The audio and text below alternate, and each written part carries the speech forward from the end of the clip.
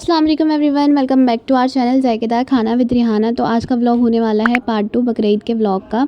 तो ये थी बासी वाला दिन और जो हमारी कुर्बानी थी वो हो चुकी थी माशाल्लाह। दोनों बकरे कट चुके थे और जो गोश्त था उसे सारा तकरीबन कमरे में ला के रख दिया गया था ताकि इसके अंदर थोड़ी हवा लग जाए। और साइड टू साइड मैंने एक लिस्ट रेडी कर ली थी सारे रिलेटिव्स की और फ्रेंड्स की जिन जिनको जाना था गोश्त, क्योंकि माशाल्लाह बहुत सारे मेंबर्स होते हैं तो एंड टाइम पे बहुत ज़्यादा कन्फ्यूजन क्रिएट हो जाती है। तो अम्मा से मैंने पहले डिस्कस कर लिया था कि किस किस को जाना है, फिर मैंने उन सबका नाम लिख लिया था। फिर साथ ही साथ उस लिस्ट को देखकर मैंने सबके पॉली बैग्स रेडी कर लिए थे जितने भी रिलेटिव्स वगैरह थे, और थोड़ी बहुत क्रिएटिविटी दिखाई थी। यहाँ चल रही है खाने की तैयारी माशाल्लाह से। बकरों की कुर्बानी निमट चुकी है, गोश्त वगैरह भी बन चुका है। तो अम्मा अब यहाँ पर बना रही है कलेजी। बन गई है। और कल का वो है स्टू। और यहाँ शी गरम कर रही है अम्मा थोड़ी सी। और माशाल्लाह से अम्मा की मेहंदी बहुत अच्छी लग रही है। मेहंदी दिखाएं अपनी, कितनी प्यारी लग रही है माशाल्लाह। लगाई किसने? जो कह रही हैं। आप सब बताइए कैसी लगी है जैसे वीडियो देख रहे हैं। मैंने खुद से लगाई है, मतलब मैं लगाती रहती हूँ मेहंदी तो वैसे, लेकिन मैंने खुद से ही ट्राई की थी बिल्कुल बिना किसी रेफरेंस इमेज के।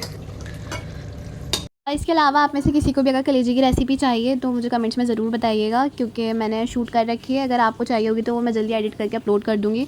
माशाल्लाह बहुत ही मज़े की बनाती है अम्मा। और उसके अंदर मैंने कुछ टिप्स भी दिए हैं जिससे आप कलेजी को अच्छे से क्लीन कर सकते हैं और उसमें से किसी भी तरह की कोई स्मेल नहीं आएगी, उसकी भी अम्मा ने टिप दी थी। और बस यहाँ बीच में लग गया था दस्तरखान, क्योंकि काफ़ी टाइम हो गया था, 3-4 बज गए थे। तो मैंने पहले सोचा कि खाना खा लेते हैं, फिर उसके बाद आगे का प्रोसेस करेंगे, मतलब गोश्त के हिस्से करेंगे।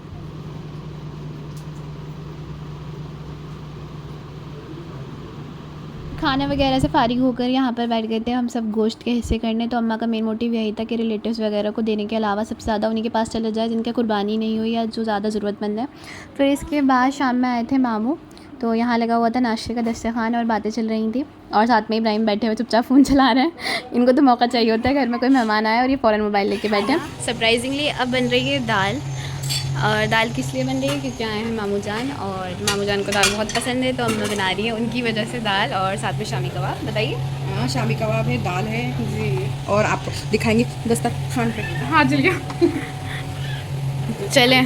सुमैया पे मिल गई आखिरकार हमें दाल खाने को। दूसरे दिन ईद के हमारे इतना अल्हम्दुलिल्लाह दाल खाने को मिल गई, इतनी खुशी हो रही है। ईद के दूसरे दिन ही हमारा इतना दिमाग ख़राब हो रखा है ना कि गोश्त खाने का इतना सा भी दिल नहीं है। इतना पेट भरा हुआ है, सुबह से कुछ नहीं खाया हमने, कुछ भी ना भूख लग रही है, बस ऐसा पेट भरा भरा सा लग रहा है गोश्त देख कर ही।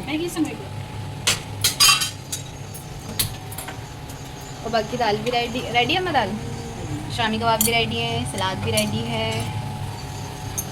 बस अभी थोड़ी देर में लग जाएगा दस्तरखान। और आप सब बताइएगा मुझे कमेंट्स में कि बकरीद आने पर आप मतलब बड़ी शौक़ से खाते हैं गोश्त वगैरह या ऐसे हमारे जैसा हाल होता है। हाँ लग चुका था खाने के दस्तरखान। और मेन्यू तो आपको पता ही है, तो मेन्यू में तो शामी कबाब, स्टू, दाल और साथ में थी कलेजी। और यहाँ चल रही थी सबकी बातें। और यहाँ चल रही है रोटी की तैयारी। रोटी वैसे तो बाहर से आती, लेकिन अब जैसे ईद चल रही है ना तो ज़्यादा रश था दुकान पर, तो अब मैं यहाँ पे घर पे डाल रही हूँ। काफ़ी टाइम हो जाएगा ऐसे तो इंतज़ार करते करते। और दस्तरखान लगा हुआ है अंदर। अब तो गर्मी से और बुरा हाल हो जाएगा। बस दिल कर रहा है जल्दी से ना, जब समाटी करके कामों से फारिग होकर जल्दी से जाके एसी में बैठ जाएं, सो जाएं। बहुत थकान हो रही है आज तो।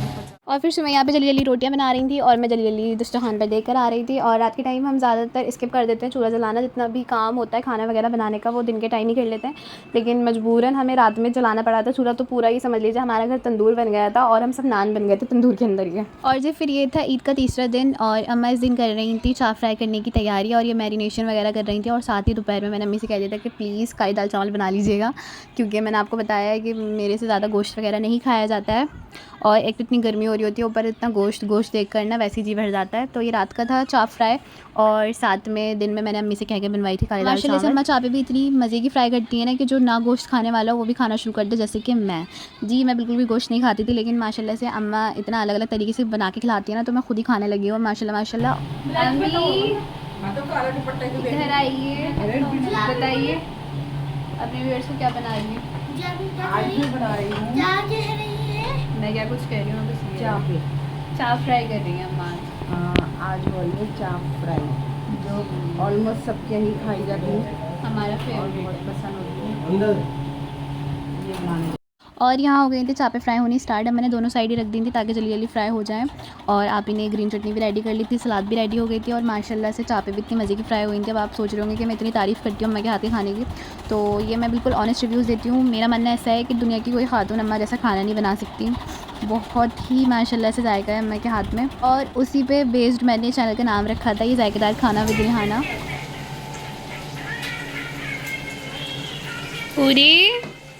पूरी डांस कर रही है। हाँ, डांस कर रही है पूरी। यहाँ तैयार हो गई थी माशाल्लाह से लजीज चापे। फिर सबने बैठ के हमने खाना खाया। यहीं तक था मेरा ये बकरीद का व्लॉग। उम्मीद करती हूँ व्लॉग आपको पसंद आया होगा। कुछ इस तरीके से गुजरी है हमारी बकरीद। अल्लाह पाक हमारी कुर्बानी को कबूल फरमाए, हमारी इबादतों को कबूल फरमाए। और अगर आपको वीडियो पसंद आई है तो वीडियो को लाइक करना बिल्कुल मत भूलिएगा और चैनल को सब्सक्राइब लाजमी कर दीजिएगा और बेल आइकन को भी दबा दीजिएगा ताकि जब भी मैं कोई न्यू वीडियो अपलोड करूँ तो सबसे पहले नोटिफिकेशन आपको मिल सके। अल्लाह हाफ़िज़।